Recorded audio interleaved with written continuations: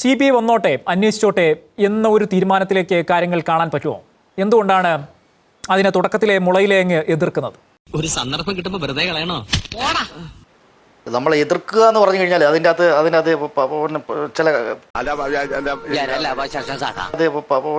ചില പൊളിറ്റിക്കലായ കാര്യങ്ങളുണ്ട്. നമ്മൾ അതിനെ മനസ്സിലാക്കേണ്ടത് അങ്ങനെയാണ്. അപ്പം ഇത് യഥാർത്ഥത്തിൽ ഇതിപ്പം അന്ന് പോലെ പറഞ്ഞുകൊണ്ടിരിക്കുന്ന നമ്മൾ ആ കേസ്, അവരുടെ ആ കുടുംബത്തിന്റെ പ്രശ്നങ്ങൾ, അവരുടെ വിഷമങ്ങൾ വളരെ ദൗർഭാഗ്യകരമായ ഒരു കാര്യമാണ്. ശശിയേ, നല്ല ഇടി വെട്ടുന്ന ലക്ഷണം ഉണ്ടല്ലോ. പക്ഷെ ഇവിടെ ഒരു പ്രശ്നം ഇരിക്കുന്നത്, ഇത് ഹൈക്കോടതിയും സുപ്രീം കോടതിയും അടക്കം CBI അന്വേഷണത്തിൻ്റെ ആവശ്യമില്ല. അന്വേഷണം, കേരള പോലീസിൻ്റെ അന്വേഷണം നല്ല നിലയിലാണ് പോകുന്നത്. ഇവനാരാണ്? നീ ആരാണ്? ഇവനാണ് അവനെ കുറിച്ച് പറയാനായിട്ട്?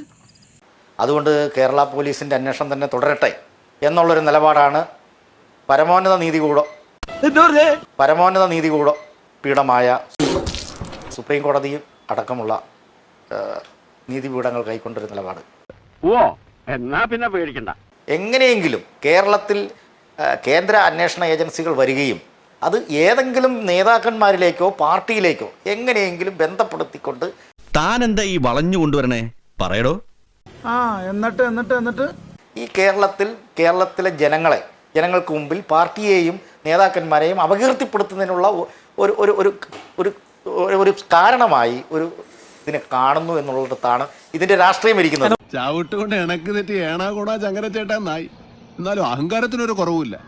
ഇനിയെങ്കിലും വിവരമുള്ളവർ പറയുന്നത് കേൾക്കണാക്കണാണ്ടേ. പുതിയ സർക്കാർ രാഷ്ട്രീയ ചട്ടുകമായി ഈ കേസുകളെയൊക്കെ ഉപയോഗിക്കുന്നു, രാഷ്ട്രീയ പ്രേരിതമായി അത് നടത്തുന്നു, പക പോക്കുന്നു. അങ്ങനെയാണോ? അല്ല, അത് സ്വാഭാവികമാണല്ലോ. ഇവരെന്തൊക്കെയാണ് ഈ പറയുന്നത്? സാരമില്ല ബാലു, അവൻ പൊട്ടന് വെളിവില്ലാതെ ഓരോന്ന് പറഞ്ഞതാ. അത് സ്വാഭാവികമാണ്. KK രാഗേഷ് വളരെ കൃത്യമായിട്ട് പറഞ്ഞിട്ടുണ്ടല്ലോ. KK രാഗേഷ്, CPM ജില്ലാ സെക്രട്ടറി KK രാഗേഷ് രാവിലെ കൃത്യമായിട്ട് പറഞ്ഞു. ഇപ്പം ഇവിടെ തന്നെ എത്രയോ ഏജൻസികളുണ്ടെന്നേ. ഇവിടെ CBI മാത്രമല്ലല്ലോ ഉള്ളത്. നീയാണല്ലോ കോടതി. ഓടാമയില് പോലീസ് മാത്രമാണോ ഉള്ളത്? ക്രൈംബ്രാഞ്ച് പോലുള്ള ഉണ്ട്. അങ്ങനെ വ്യത്യസ്തമായിട്ടുള്ള ഏജൻസികളുണ്ടല്ലോ. ഇതൊക്കെ നിനക്കിത് മതിയായില്ലേ? ഇതൊന്നും VD സതീശൻ ബഹുമാനപ്പെട്ട മുഖ്യമന്ത്രിക്ക് പറ്റത്തില്ല. CBI തന്നെ വേണം. അല്ല, കുടുംബം ആവശ്യപ്പെടുന്നത് CBI എന്നാണ്. സമ്മതിക്കില്ല. ഇത് ഞാൻ സമ്മതിക്കില്ല.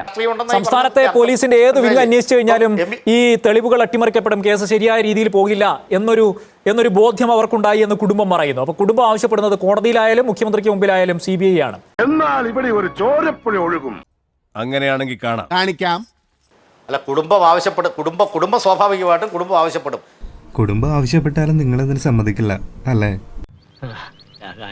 കുടുംബം ആവശ്യപ്പെട്ടിട്ടാണല്ലോ ഹൈക്കോടതിയിലും സുപ്രീം കോടതിയിലും കുടുംബം പോയപ്പോൾ അവർ പറഞ്ഞ എന്താണ്? അന്വേഷണം നല്ല നിലയിൽ നടക്കുന്നല്ലേ ഹൈക്കോടതിയും സുപ്രീം കോടതിയും പറഞ്ഞത്. ലോക പൊട്ടനാണ്. ബുദ്ധി ഉണ്ടായിരുന്നെങ്കിൽ മന്ദബുദ്ധി എന്നെങ്കിലും വിളിക്കായിരുന്നു. അതും ഇല്ലാതായി. ആ ഒരു വസ്തുത ഇവിടെ നിലനിൽക്കുന്നുണ്ട് ഹൈക്കോടതിയിൽ. ആ വസ്തുതയെ കൂടി ചൂണ്ടിക്കാണിച്ചുകൊണ്ട് മാത്രമേ നമുക്ക് ഈ കാര്യങ്ങളെ സമീപിക്കാൻ പറ്റൂ. വിവരക്കേട് തന്റെ കൂടപ്പറപ്പാ. കുട്ടേട്ടൻ്റെ ഒരു ഫോട്ടോ തരുമോ? എന്തിന്? പേഴ്സിൽ വെക്കാനാ. അപ്പൊ പക്ഷേ CBI അന്വേഷണം വന്നില്ല. CBI അന്വേഷണത്തിന് ശുപാർശ കൊടുത്തിരിക്കുകയാണ് ആര്? നമ്മുടെ കേരള ഗവൺമെന്റ്. ഇതോടെ സാറിന്റെ അടുപ്പ് തെറിക്കുന്നു. അപ്പൊ ഇതിപ്പോ കമ്മ്യൂണിസ്റ്റ് പാർട്ടിക്കാരെ ഭയപ്പെടുത്താനെന്ന് പറഞ്ഞാൽ അങ്ങനെ ഭയപ്പെടുന്ന പാർട്ടിയൊന്നും അല്ല കമ്മ്യൂണിസ്റ്റ് പാർട്ടിക്കാരെ. ഇവനെയും കൂടി വെട്ടി അങ്ങ് ചമ്പലിക്ക് കൊടുത്തേക്ക്.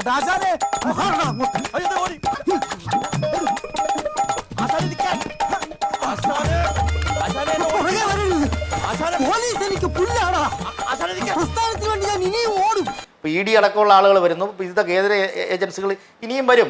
നമുക്കറിയാം. അത് നമുക്ക് വലിയ രീതിയിൽ പാർട്ടിയെ ആക്രമിക്കാൻ വേണ്ടി, സംഘടിതമായി ആക്രമിക്കാൻ വേണ്ടിയുള്ള നിലപാടുകളുടെ ഭാഗമാണിതെല്ലാം. പാടുകയൊക്കെ ചെയ്യുന്നുണ്ടെങ്കിലും എന്റെ മോടെ നെഞ്ചില് മുഴുവൻ തീയാടാ. അതിനെ ആ രീതിയിൽ ആ രാഷ്ട്രീയത്തെ ആണ് നമ്മൾ പറയുന്നത്. അതിനെക്കുറിച്ചാണ് പറയുന്നത്. അല്ലാതെ ആ കുടുംബത്തിന്റെ പ്രശ്നമായിട്ട് ബന്ധപ്പെട്ടിട്ടല്ല ഞാൻ പറഞ്ഞത്. നീ ഒന്നും പണയണ്ട. ആ അർത്ഥത്തിൽ അതിനൊരു രാഷ്ട്രീയമുണ്ട്. ആ രാഷ്ട്രീയത്തിന്, സംഘപരിവാറിന്റെ രാഷ്ട്രീയത്തിന് ഇവിടെയുള്ള UDFന്റെ ഭരണകർത്താക്കളും കൂട്ടുപിടിക്കുന്നു. ഈ വേണ്ടാത്ത കാര്യങ്ങൾ പറയല്ലേ. ഒരു മര്യാദ വേണ്ടേ? അതിൽ ആ കുടുംബം നേരിടുന്ന ദുഃഖങ്ങൾ, അവരുടെ ബുദ്ധിമുട്ടുകൾ, അതൊക്കെ തന്നെ മനസ്സിലാക്കിക്കൊണ്ട് തന്നെയാണ് നമ്മൾ കാര്യങ്ങളെ സമീപിക്കുന്നത്. കൂടുതൽ വിശദീകരിച്ച് നാറാൻ നിൽക്കണ്ട. ഒരു പ്രത്യേക ജീവിതമല്ലേ. രണ്ടെണ്ണം പടച്ചാലോ? ബ്യൂട്ടിഫുൾ ആയിരിക്കും. അയ്യോ വേണ്ട വേണ്ട വേണ്ടേ.